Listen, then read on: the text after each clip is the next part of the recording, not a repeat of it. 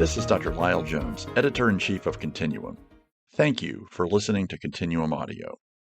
Be sure to visit the links in the episode notes for information about earning CME, subscribing to the journal, and exclusive access to interviews not featured on the podcast.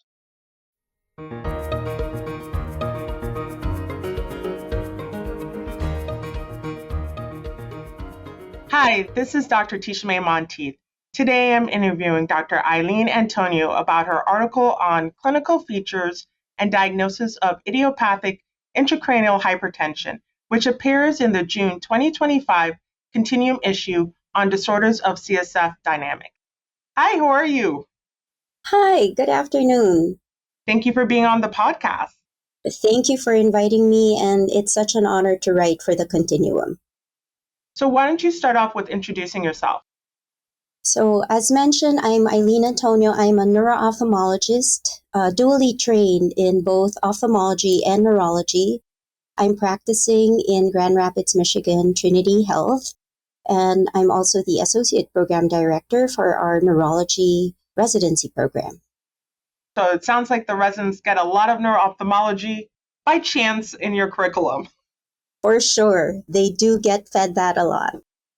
So why don't you tell me what the objectives of your article was?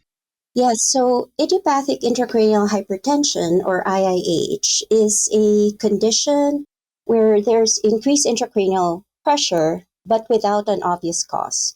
And with this article, we want our readers and our listeners right now to recognize that the typical symptoms and learning about the IIH diagnostic criteria are key to avoiding errors, overdiagnosis, or sometimes even misdiagnosis or underdiagnosis.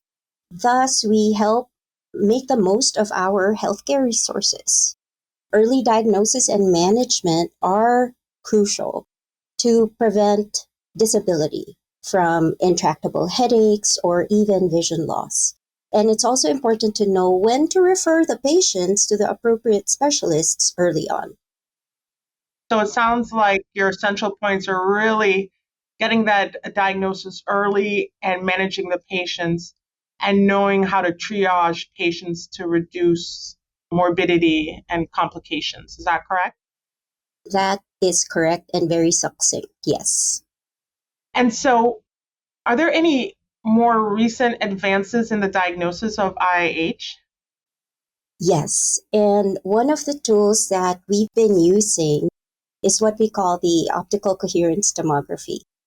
A lot of people, neurologists, physicians, PCP, ER doctors, how many among those physicians are well-versed in doing an eye exam, looking at the optic disc?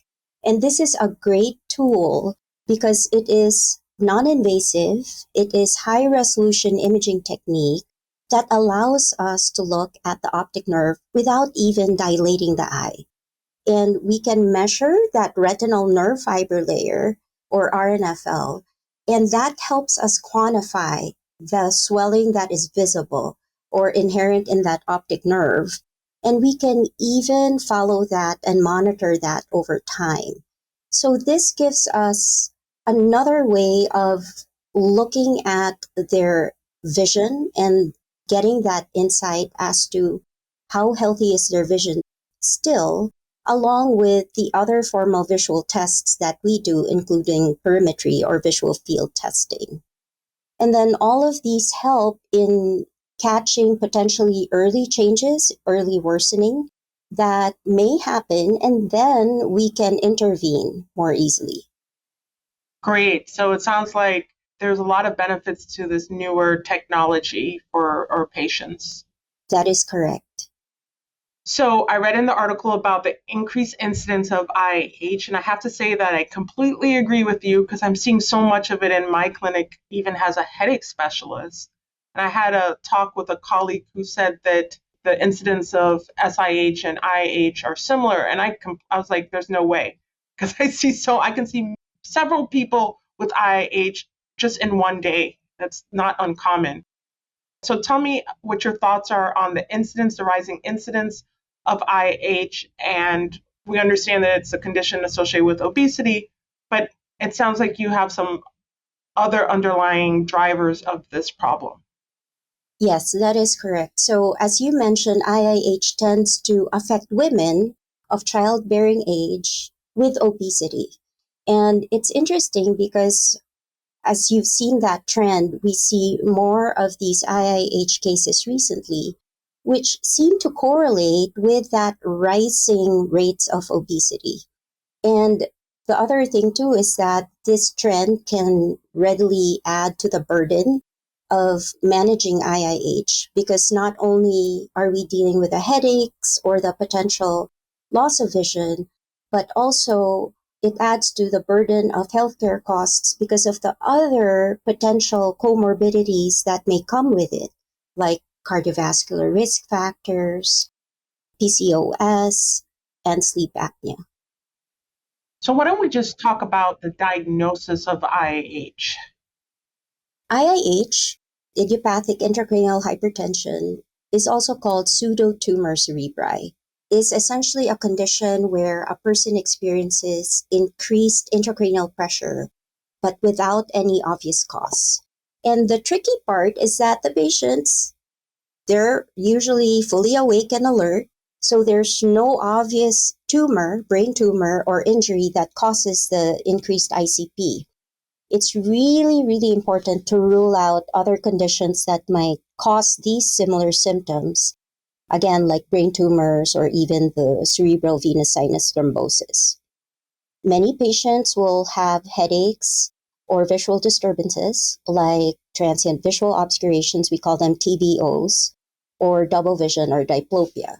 The diplopia is usually related to a sixth nerve palsy or an abducens palsy. Some may also experience some back pain or what we call pulsatile tinnitus, which is that pulse synchronous ringing in their ears. The biggest sign that we see in the clinic would be the papilledema. And papilledema is a term that we only specifically use for those optic nerve edema changes that is only associated with increased intracranial pressure. So performing a fundoscopy and good eye exam is crucial in these patients. We usually use the modified Dandy criteria to diagnose IIH. And again, I cannot emphasize too much that it's really important to rule out other secondary causes to that increased intracranial pressure. So after that thorough neurologic and eye evaluation with neuroimaging, we do a lumbar puncture to measure the opening pressure and to analyze the cerebrospinal fluid. One thing I learned from your article, really just kind of seeing all of the symptoms that are, you mentioned the radicular pain, but also, and I think I've seen some papers on this, the cognitive dysfunction associated with IIH. So it's a broader symptom complex, I think, than people realize. That is correct. So you mentioned TVOs. Tell me, if I was a patient, how would you try and elicit that from me? So I would usually just ask the patient while you're sitting down, just watching TV. Some of my patients are even driving as this happens. They would suddenly have these episodes of blacking out of vision, graying out of vision, vision loss, or blurred vision that would just happen from seconds to less than a minute usually. And they can happen in one eye or the other eye or both eyes, and even multiple times a day. I had a patient, it was happening 50 times a day for her. It's important to note that there is no pain associated with it most of the time.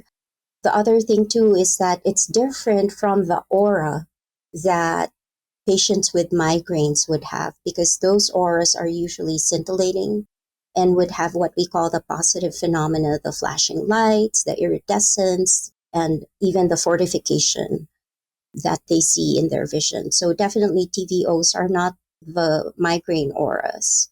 Sometimes the TVOs can also be triggered by sudden changes in head positions or even a change in posture, like standing up quickly. The difference though between that and like the graying out of vision or the tunneling vision associated with orthostatic hypotension is that the orthostatic hypotension would also have that feeling of lightheadedness and dizziness that would come with it. Great. So if someone feels lightheaded, less likely to be a TVO if they're bending down and they have that graying of vision. That is correct. Definitely see patients like that in clinic. And if they have fluid IIH, I'm like, I'll call it a TVO. If they don't, I'm like, it's probably more likely to be dizziness related. And then we also have patients with migraine that have blurriness that's nonspecific, not necessarily associated with aura.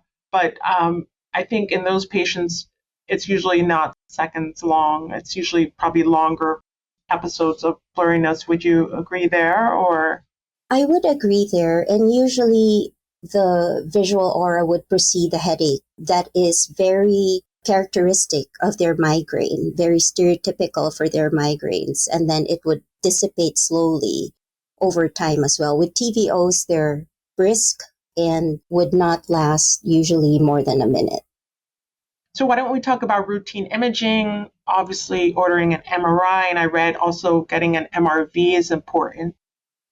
It is very important because, one, I would say IIH is also a diagnosis of exclusion. We need to make sure that the increased ICP is not because of a brain tumor or not because of cerebral venous sinus thrombosis. So it's important to get the MRI of the brain as well as the MRV of the head. Do you do that for all patients, MRV, and how often do you add on an orbital study? I usually do not add on an orbital study because it's not really going to change my management at that point. I really get that MRI of the brain. Now, the MRV, for most of my patients, I would order it already just because the population that I see, I don't want to lose them. And sometimes it's that follow-up, and that is the difficult part. And it's an easy add-on to the study that I'm going to order. Again, it depends with the patient population that you have as well. And of course, the other symptoms that may come with it. So why don't we talk a little bit about CSF readings and how these set values, because we get people that have readings of 250 millimeters of water quite frequently and very nonspecific, questionable IAH.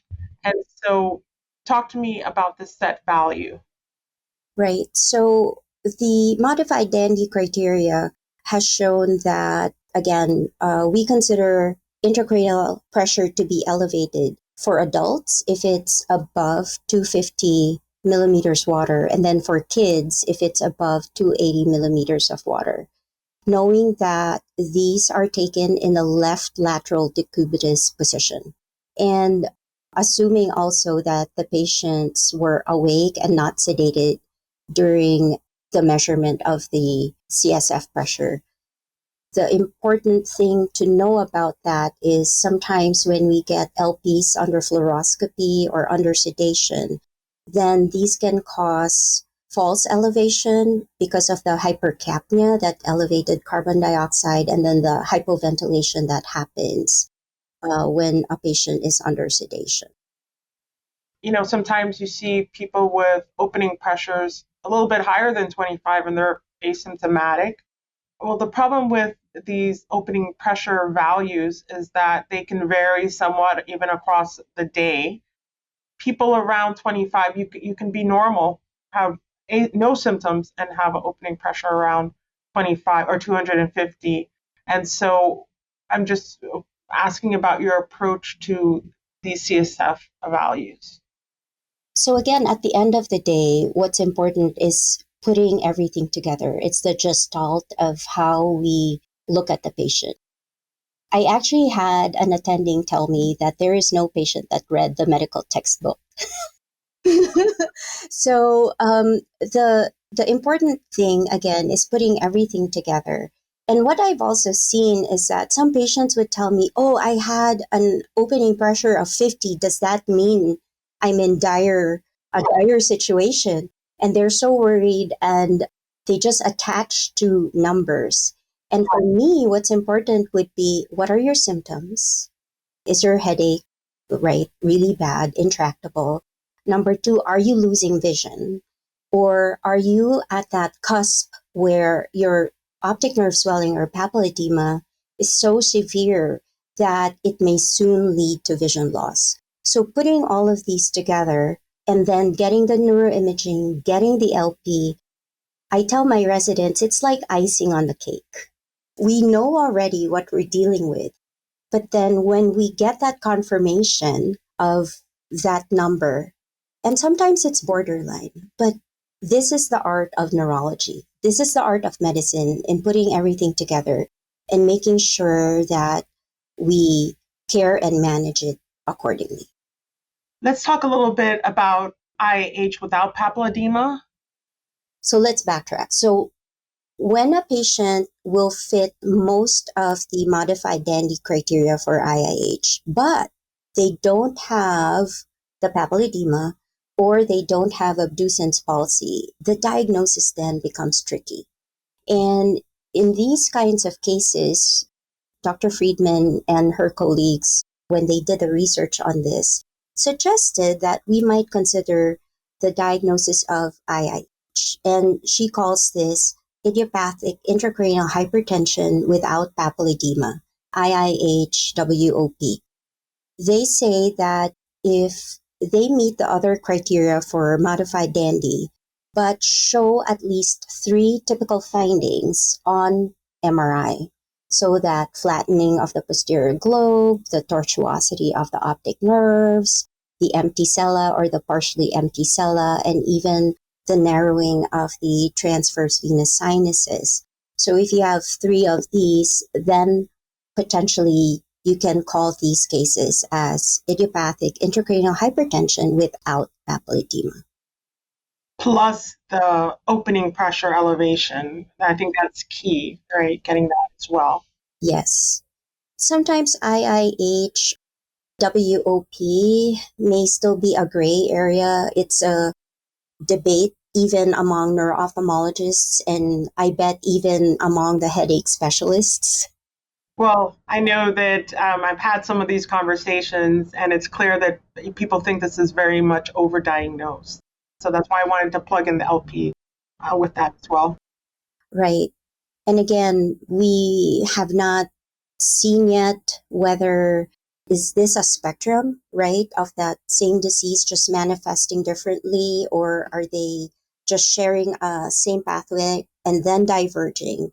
But what I want to emphasize also is that the treatment trials that we've had for IIH do not include IIH-WOP patients. That is an important one. So why don't you wrap this up and tell our listeners what you want them to know? Now's the time. So again, with IIH, with idiopathic intracranial hypertension, what is important is that we diagnose these patients early. And I think that some of the issues that come into play in dealing with these patients with IIH is that, one, we may have anchoring bias. Just because we see a female with obesity of reproductive age with intractable headaches, it does not always mean that what we're dealing with is IIH. The other thing too is that your tools are already available to you in your clinic in diagnosing IIH, short of the opening pressure when you get the lumbar puncture. And I need to emphasize the importance of doing your own fundoscopy and looking for that papilledema in these patients who present to you with intractable headaches or abducens palsy. What I want people to remember is that idiopathic intracranial hypertension is not optic nerve sheath distension. So these are the stuff that you see on neuroimaging incidentally, not because you sent them because they have papilledema or because they have new headaches and other symptoms like that. And the important thing is doing your exam and looking at your patients. Today, I've been interviewing Dr. Aileen Antonio about her article on clinical features and diagnosis of idiopathic intracranial hypertension, which appears in the most recent issue of Continuum on Disorders of CSF Dynamics. Be sure to check out Continuum audio episodes from this and other issues, and thank you to our listeners for joining today. Thank you again. Thank you.